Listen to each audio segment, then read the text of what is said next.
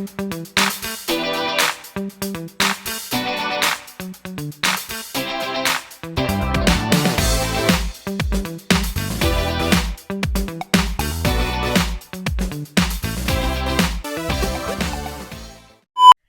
hello guys! Ayan, welcome 2025. Isang magandang taon ng 2025 guys. Ayan, since tapos ng holiday season guys ay syempre tapos na yung kainan ng mga matataba, mga nakakasawang pagkain, matatamis. Since kami dito sa bahay guys ay puro kami mga simpleng pagkain lang. So ayan, ang gagawin ko today guys ay isi-share ko sa inyo kung paano ako magluto ng enoki roll. Ayan, dahil nagki-crave kami ng something different naman na hindi nakakasawa. Ayan, so bago kong umpisan guys ay welcome back to my channel. Ayan, 2025 guys, Hilda Chavez Evio. Ayan. So ito guys, ipapakita ko sa inyo at sana makatulong sa inyo ang aking recipe or ang aking menu dahil napakasimple lang at napakasarap kainin. So ayan, ito guys, uumpisahan ko ng magluto. Ayan. So ayan, unang-una guys, ay meron akong 1 kilo dito na bacon strip. Ayan, nabibili ito sa mga supermarket guys. Pwede kayong magpa-slice or bumili kayo ng bacon na talaga siya. Ayan, ganito siya kanipis lang guys at talagang para hindi nakakasawa. So, ang gagawin ko dito guys ay hinugasan ko muna syempre para masala siya at maalis naman yung mga duming konti. Ayan, and then meron ako dito guys, ito, yung aking enoki mushroom. Ayan, marami naman sa mga supermarket na nabibiling ganito guys. At kahit sa palengke, marami din. Ayan, sa mga palengke na pinupuntahan nyo. So, ayan, ang gagawin ko lang dito ay tatanggalin ko lang yung pinaka-ugat. Dahil matigas na part yung ugat niya. Kasi hindi ka naman makakabili ng walang ugat. Kasi nga para siguro hindi agad dito nalalanta o masisira sa pamilihan. Kaya pati ugat kasama na. Napakapangit naman syempre kapag wala ng ugat kung putol na siyang nabili ninyo. Ayan, maraming gamit ang mushroom na ito guys. Pwedeng ilagay sa kahit na anong lutuin. Pwede sa noodles at kung ano-ano pang mga soup ang inyong ginagawa. At syempre ako, dito sa aking enoki roll, itong gagamitin ko. Dito ko siya ngayon gagamitin. So ayan, ito, ganito lang kalalaki ito. Ayan. Di ba? At talaga napakasarap nito guys. Etong mushroom na ito hindi ko pinagsasawaan. Ayan. Una guys, ayan. Una, ganito lang gagawin ko. Siyempre, kukuha ko ng isang bacon strip. Ayan. Papalamanan ko lang ng mushroom. At iro-roll ko lang. Kasi nga, kaya enoki roll. Ayan. Mostly kasi pagkain ito ng mga mga Korean. Mas makikita nyo ito sa mga Korean restaurant. Korean food talaga ito. Ayan, dahil medyo nasasanay din kami minsan sa mga pagkain ng Korean dahil masarap naman kasi talaga. Kaya ginagawa namin sa bahay para nakakatipid kami at hindi kami naabala sa panahon sa paglabas-labas. Kaya dito na lang sa bahay namin ginagawa minsan kapag gusto namin kumain ng mga ibang dish ng ibang lahi. Ayan. So, ayan, ulit-ulitin lang ito guys hanggang sa matapos. Ganyan lang. Napakadaling gawin. Hindi talaga mahirap. O, diba? At kung may mga party kayo, pwede ito. O, ito na ang kinalabasan. Natapos ko na lahat. At madali lang naman kasi talagang gawin. Depende sa inyo guys kung gaano karaming mushroom ang ilalagay ninyo. Nasa sa inyo. Ayan. Pwedeng pang party kid. Kasi kahit bata guys, magugustuhan Hindi talaga mahirap kainin. Masarap talaga siya. Para healthy naman dahil bacon nga ito, lagyan nyo ng mushroom.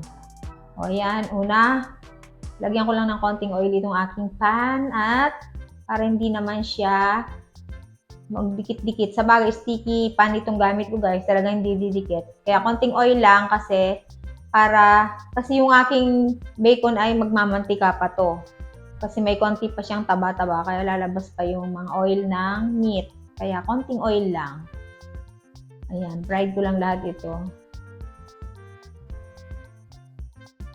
Hindi naman ito mahirap prituhin guys kasi manipis lang. Tsaka mushroom naman, hindi naman dapat sobrang lutong-luto siya. Mas masarap ito yung medyo nalanta lang. Ayan. Kasi nga mamaya, luluto ko pa ito dun sa kanyang sauce. para mas masarap lalo. O, di ba guys? Parang laro-laro lamang ang lahat. O, cover ko lang para medyo mas maluto pa. O, yan, baliktarin mo. Tapos ko na siyang naluto sa kabila, kaya ito na naman. Mabilis lang ito guys. Madaling lutuin talaga. Try nyo gayahin. Para pwedeng pambaon, panghanda. Yan, pwede rin ninyong stock sa freezer. At kapag gusto ninyo, init-init na lang. Kami ganun ang ginagawa namin guys. Kahit nasa mga lumpia, sa mga Shanghai, gagawin na namin ang maramihan. And then, freeze lang namin. Para pagka gusto namin, luto lang agad, meron na kaming makukuha. O next, tapos ko na siyang naprito yung meat. Kaya eto na, gagawin ko na yung sauce. Ayan, unang-una ay, siyempre soy sauce, 1 cup ito. At depende sa dami ng inyong nagawang enoki roll ang inyong gagawing sauce. So dahil 1 kilo lang naman yun, kaya tama na itong sauce na ganito kakonti. Yan, halo-halo lamang. At pwede rin guys yung Kikkoman na soy sauce. Mas maganda yon. Kaso naubusan ako, kaya ito na lang soy sauce ang gagamitin ko. Yung pangkaraniwang toyo na ginagamit namin. Dahil pwede din naman. O next, nilagyan ko lang ng konting water. Ayan. Depende sa dami ng niluto ang inyong sauce. Tansya-tansya lang ito guys. Try nyo ito. Pag nagkamali kayo sa una, syempre sa pangalawa, perfect nyo na yan. Makukuha nyo rin yung tamang lasa kapag paulit-ulit nyo na rin ginagawa. And then, lalagyan ko guys ng sugar. Ayan, siguro mga 5 kutsarita. Ayan, kasi mas masarap nito yung medyo matamis. Pero kung ayaw nyo ng may tamis, konti lang, magbawas kayo. Magbawas kayo ng sugar, lalo na dun sa may mga matataas ang sugar, bawal talaga yung ganun. O, lagyan ko ng konting vinegar, konting-konti lang. Ayan, ganun lang, patak. Huwag yung dadamihan kasi baka naman sumabrang asim. Kumbaga yung suka ay pambalanse lang sa lasa nitong sauce. O yan, ito na yung aking chili flakes. Lagi kaming merong chili flakes. Para laging may sipa yung aming ulam. Dahil ang mga tao dito sa bahay guys ay hindi po mabubuhay kapag walang sili. Yan. At syempre yung paminta, hindi kakalimutan. O yan. At kung kayo naman meron pang dagdag pampalasa, pwede nyo rin naman dagdagan. Ito ay papakuluin ko lamang guys ng mga ilang minuto at ilulubog ko na yung aking enoki roll. O di ba guys, ang simple, huwag niyo sabihin hindi niyo to kaya. Baka nga mas masarap pa pag kayong gumawa. O ayan, comment naman kayo dyan sa baba. At kung mali itong ginawa ko, comment din kayo. Baka mas tama yung sa inyo guys. Kasi ako naman naniniwala din sa mga sinasuggest ng iba. At ang mga itinuturo nila. Yan, comment kayo kung saan kayong bansa o lugar na nanonood. At suggest kayo kung anong gusto nyong lutuin. At try natin gawin. Kasi mostly yung mga iba dito guys ay minsan sinasuggest lang din naman nila. Kaya ginagawa ko rin naman. O yan, ganyan lang oo. At papakuluin ko ito guys. Ko-cover ko ng sandali lang. Tapos yun, pwede na siya. Hanggang mag-evaporate siya. Ayan, cover ko lang guys. Ayan. Oops. O, eto na siya. Ganito na siya. Nag-evaporate na guys. At syempre next, ang ilalagay ko na dito ngayon ay yung aking onion leaves. Ayan. Medyo marami yung ginawa ko guys kasi mahilig kami sa onion leaves. Halo-halo lang. O, diba? Itsura pa lang guys, ulam na. Paano pa kung tinikman nyo? Pero promise guys, talaga namang siyang masarap. Kasi may enoki mushroom ito tsaka bacon strip, hindi ba naman masarap? O, sesame seeds.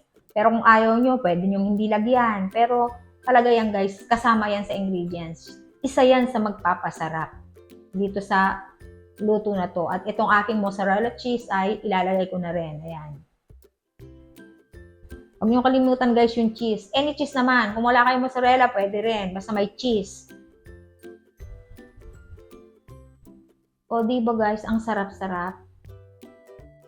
At dun sa mga hindi man naman matutuwa dito sa niluto ko, bati-bati po tayo ha.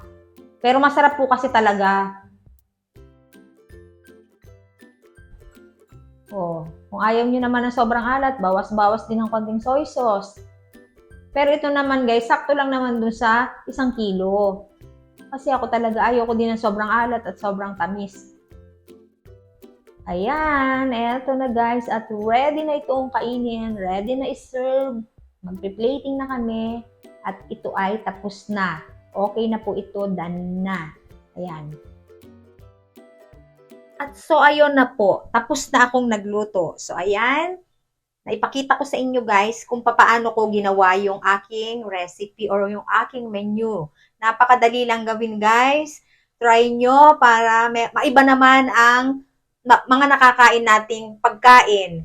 So, ayan. Lagi lang tayong mag-try ng ibang mga recipe. Hindi naman kailangan na pag-aralan mo kung ano yung mga dapat mong lutuin. Yan po ay try lang ng try at mag-invento kayo para makagawa kayo ng isang masarap na pagkain. So, ayan, yung aking i-share sa inyo guys ay talagang masarap kasi hindi siya nakakasawa. Pwedeng-pwede nyong ipakain sa mga masiselan kumain dahil masarap talaga siya. Ayan.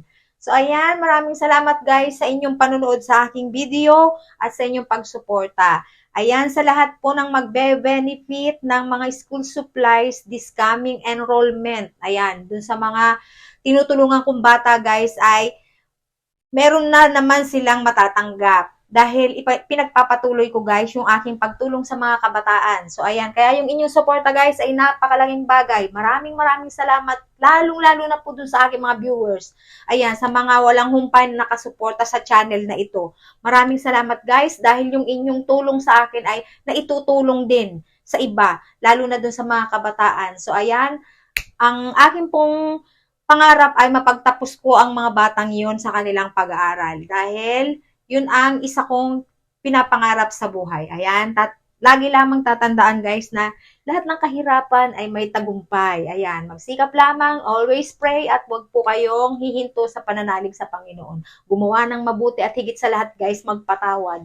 Magpatawad kayo dahil yun ay nakakagaan ng buhay. At syempre, lagi tayong maging masaya. Magpasalamat sa lahat ng blessing na dumadating. Okay guys, thank you very much for watching my video. Until my next video, abangan po ninyo at marami pang susunod.